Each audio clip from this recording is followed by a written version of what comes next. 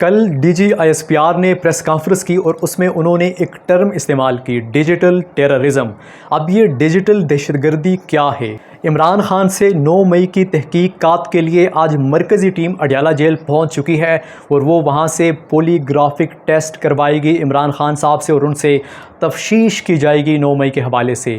اب پولی graphic test کیا ہوتا ہے؟ بسم اللہ الرحمن الرحیم۔ السلام علیکم۔ لاج ٹی وی کے ساتھ میں ہوں عمیر خان۔ ناظرین، کل D G I S P R نے پریس کانفرنس کی اور اس میں انہوں نے ایک ٹرم استعمال کی، ڈیجیٹل ٹیررزم۔ اب سوال یہ اٹھتا ہے کہ ڈیجیٹل ٹیررزم کیا ہے، لیکن اس سے پہلے اس پر بات کر لیتے ہیں۔ انہوں نے پاکستان تحریک انصاف کے حوالے سے کہا کہ ایک ٹولہ ہے جو ڈیجیٹل ٹیررزم یا دہشت گردی میں انوالو ہے اور وہ ملک کے خلاف پروپیگنڈا کرتے ہیں اور وہ ملک کو اور اداروں کو نقصان پہنچانا چاہتے ہیں۔ اس کے بعد پاکستان تحریک انصاف کے جو رہنما ہیں، خاص کر عمر ایوب صاحب نے ان کے پریس کانفرنس کے اوپر انہوں نے رسپونس کیا اور انہوں نے کہا کہ ہم ڈیجیٹل دہشت گرد نہیں ہیں بلکہ ہم صرف اپنے حق کے لیے آواز اٹھاتے ہیں۔ انہوں نے اور بھی بہت ساری باتیں کی لیکن ہمارا اس سے کوئی خاص تعلق نہیں ہے۔ ہمارا تعلق یہ ہے کہ ڈیجیٹل ٹیررزم کیا ہے، اس پر ہم بات کریں گے۔ اور پاکستان تحریک انصاف جو اس وقت وہ اپنے حق کے لیے یا ان کے اوپر جو مظالم ہے یا ان کا جو سٹانس ہے اس کے خلاف وہ جو جد و جہد کر رہے ہیں، اس حوالے سے بھی بات کریں گے کہ کیا وہ ڈیجیٹل دہشت گردی کے زمرے میں آتا ہے یا نہیں آتا۔ ایک سائبر سیکیورٹی سے وابستہ امریکی ایک تحقیق کرنے والی ایک خاتون ہے، ان کا نام ہے ڈوروتھی ڈیننگ۔ انہوں نے اس حوالے سے ڈیجیٹل دہشت گردی کے حوالے سے انہوں نے بات کی ہے اور انہوں نے اس کی تعریف کی ہے کہ ڈیجیٹل دہشت گردی ہوتی کیا ہے۔ ان کے مطابق سیاسی یا معاشرتی مقاصد کے حصول کے لیے کمپیوٹر یا اس سے منسلک نیٹ ورک پر کسی حکومت کو نقصان پہنچانے کے لیے حملے کرنے کو سائبر ٹیررزم کہا جاتا ہے۔ یہ ان کی تعریف ہے۔ اب دو چیزیں ہیں، ایک چیز ہے پروپیگنڈا اور ایک ہے ڈس انفارمیشن، اور ایک ہے ٹیررزم یا سائبر ٹیررزم یا ڈیجیٹل ٹیررزم۔ اب تین چیزیں جو ڈیجیٹل ٹیررزم ہے وہ تو جو انہوں نے تعریف کی ہے اس کے حوالے سے وہ تو سامنے آ گیا، لیکن اب پاکستان میں جو حالات ہیں وہ ڈائریکٹلی یا بغیر کسی وجہ کے حکومت کو یا پاکستان کے سسٹم کو پاکستان تحریک انصاف تنقید کا نشانہ نہیں بنا رہی، بلکہ وہ اپنے حق کے لیے اور ان کے ساتھ جو ناانصافیاں ہوتی ہیں اس پر وہ تنقید کرتے ہیں۔ اب وہ دو چیزیں پھیلاتے ہیں اور دو چیزوں کا وہ انوالو ہیں، دو چیزوں میں ہو سکتا ہے کہ وہ اس میں انوالو ہوں۔ ایک ہے پروپیگنڈا اور ایک ہے ڈس انفارمیشن۔ اب یہ جو پروپیگنڈا ہے یہ کیا ہے؟ پروپیگنڈا کہتے ہیں کہ کسی بھی معاملے کو اٹھا کر اس کا ایک رخ عوام کو دکھایا جائے تاکہ اپنے مطلوبہ نتائج کو حاصل کیا جا سکے، یہ ہے پروپیگنڈا۔ لیکن اب یہ جو پروپیگنڈا ہے اس کا جواب کیا ہوتا ہے؟ اب پاکستان تحریک انصاف جن لوگوں کے اوپر، جس ادارے کے اوپر یا جس حکومت کے اوپر تنقید کرتے ہیں وہ ڈس پروپیگنڈا استعمال کرتے ہیں، یعنی کہ فرض کرتے ہیں وہ پروپیگنڈا کرتے ہیں۔ اب اس پروپیگنڈے کا جواب کیا بنتا ہے؟ وہ ایک رخ عوام کو دکھاتے ہیں کہ یہ ایک رخ وہ دکھا کر اپنے مطلوبہ نتائج حاصل کرنے کی کوشش کرتے ہیں، لیکن جس کے اوپر وہ تنقید کرتے ہیں ان کے پاس تو اس سکے کا دوسرا رخ بھی ہونا ہے، کیونکہ اگر وہ پروپیگنڈا کرتے ہیں تو دوسرا رخ ان کے پاس ہوگا جن کے اوپر تنقید کی جاتی ہے، وہ دوسرا رخ دکھا کر پروپیگنڈے کا مقابلہ کر سکتے ہیں۔ اس کے ساتھ ساتھ ڈس انفارمیشن، یعنی کہ ڈس انفارمیشن غلط معلومات پھیلا کر عوام کو بیوقوف بنایا جاتا ہے، اور یہ بھی پاکستان تحریک انصاف کے اوپر الزام ہے کہ وہ اس میں انوالو ہے۔ اب ڈس انفارمیشن کے حوالے سے بھی میں یہی کہوں گا کہ جو معلومات میں کسی کو غلط کسی کے بارے میں دیتا ہوں تو اس کو پورا حق حاصل ہے کہ وہ اپنے حوالے سے جو صحیح معلومات ہے وہ عوام کو دے تاکہ عوام کے سامنے حالات واضح ہوں اور وہ فیصلہ کرے کہ یہ پاکستان تحریک انصاف پروپیگنڈا کرتی ہے اور یہ ڈس انفارمیشن میں انوالو ہے، اور اس طرح یہ پاکستان کی حکومت کے خلاف اور اس سسٹم کے خلاف پروپیگنڈا کرتی ہے۔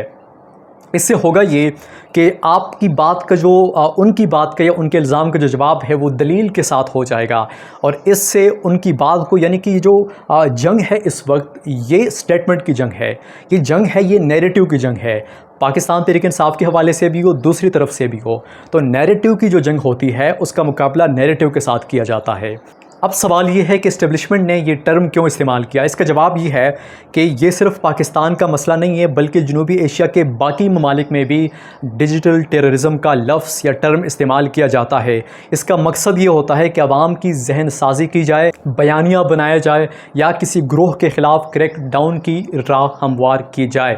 یہ ان کا بیسک مقصد ہوتا ہے۔ اس طرح کی جو ڈیجیٹل ٹیررزم کا ٹرم جو یوز کیا جاتا ہے، اس کا بنیادی مقصد یہ ہوتا ہے۔ اس کے علاوہ آج جو 9 مئی کے حوالے سے مقدمات ہیں، عمران خان صاحب کے اوپر جو کیسز بنے ہیں، اس حوالے سے مرکزی ٹیم اڈیالہ جیل پہنچ چکی ہے اور وہ وہاں سے عمران خان صاحب سے تفتیش کرے گی، ان سے سوال اور جواب کرے گی اور اس حوالے سے ایک رپورٹ پیش کرے گی۔ لیکن ان کا وہاں پر ایک ٹیسٹ ہوگا جس کو پولی گرافک ٹیسٹ کہا جاتا ہے۔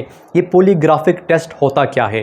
بیسیکلی پولی گرافک ٹیسٹ ملزم سے جس پر الزام ہوتا ہے، جب ادارے ان سے تفتیش کرتے ہیں، جب کوئی ٹیم، کوئی افراد ان سے تفتیش کرتی ہے، تو پھر اس شخص کا یہ ایک مشین ہوتی ہے، ایک ڈیوائس ہوتی ہے اور اس شخص کا بی پی چیک کیا جاتا ہے اس دوران جب ان سے سوال اور جواب ہو رہے ہوتے ہیں۔ اس کے علاوہ ان کا جو رفتار ہے، دل کی دھڑکن کی جو رفتار ہے وہ چیک کی جاتی ہے اور ان کا جو سانس لینے کی جو رفتار ہے وہ دیکھی جاتی ہے اور ان کا جو اسکن کلر ہوتا ہے وہ چینج ہو رہا ہے یا نہیں ہو رہا، وہ کس حوالے سے، اور اس کو تمام چیزوں کو سائنٹیفکلی ذریعے سے ان سے سوال اور جواب کر کے اور اس چیز کو دیکھا جاتا ہے کہ کیا وہ کہیں پہ جھوٹ تو نہیں بول رہا۔ یعنی کہ تفتیش میں جہاں پر وہ جھوٹ بولتا ہو تو سائنٹیفکلی طریقے سے اس کو پکڑنے کی کوشش کی جاتی ہے۔ عمران خان صاحب کے پولی گرافک ٹیسٹ بھی کیے جائیں گے اور لاہور پولیس کی ٹیم بھی ان کے ساتھ موجود ہے، وہ ان سے سوال اور جواب کرے گی۔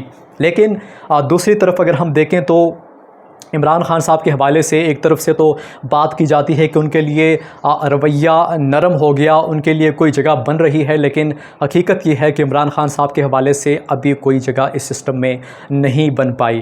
اگلے مہینے سے پراپر طریقے سے 9 مئی کے جتنے بھی مقدمات ہیں وہ عمران خان صاحب کے اوپر چلائے جائیں گے۔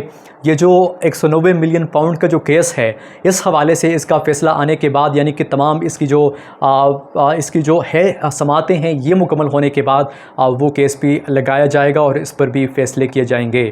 اس حوالے سے یہ بھی پیغامات موصول ہو رہے ہیں کہ عمران خان صاحب کو کل انہوں نے جو بات کی کہ میں نے صرف پاکستان تحریک انصاف کے لوگوں کو جو کور کمانڈر ہاؤس سے باہر جا کر احتجاج کرنے کا کہا تھا، اس حوالے سے کہا یہ جا رہا ہے کہ یہ عمران خان صاحب کے خلاف یہ بیان استعمال کیا جائے گا اور ان کو امکان یہی ظاہر کی جا رہی ہے کہ ان کو فوجی عدالتوں میں بھی ان کو سنا جا سکتا ہے ان مقدمات کو، اور فوج اسٹیبلشمنٹ ان کو اپنی قید میں بھی لے سکتے ہیں۔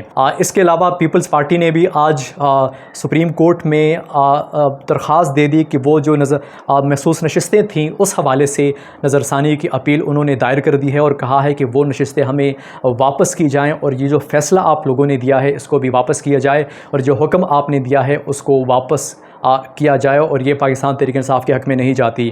یہ تمام لوگ اس وقت جو پاکستان پیپلز پارٹی ہے، PMLN ہے اور باقی پارٹیاں ہیں، وہ اس وقت مکمل طور پر اپنے آپ کو ننگی کر چکی ہیں۔ پاکستان کی سیاست کا آپ کو پتہ ہے، جب نواز شریف کو نکالا گیا تھا تو کسی کو لگتا ہی نہیں تھا کہ نواز شریف دوبارہ آئے گا۔ PMLN کے ساتھ وہ سب کچھ کیا گیا تھا، کسی کا اندازہ ہی نہیں تھا کہ جماعت پھر سے آگے آئے گی، لیکن وہ پھر آئی۔ تو پاکستان کی سیاست اور دنیا کی سیاست میں کوئی بھی چیز حرف آخر نہیں ہوتی، اسی لیے ان کو سوچ سمجھ کر چلنا چاہیے۔ آج تک کے لیے اتنا ہی۔ عمیر خان کو اجازت دیجیے، اپنے اور اپنے اس چینل کا خیال بھی رکھیے گا، فیڈ بیک ضرور دیجیے گا۔ اللہ نگہبان۔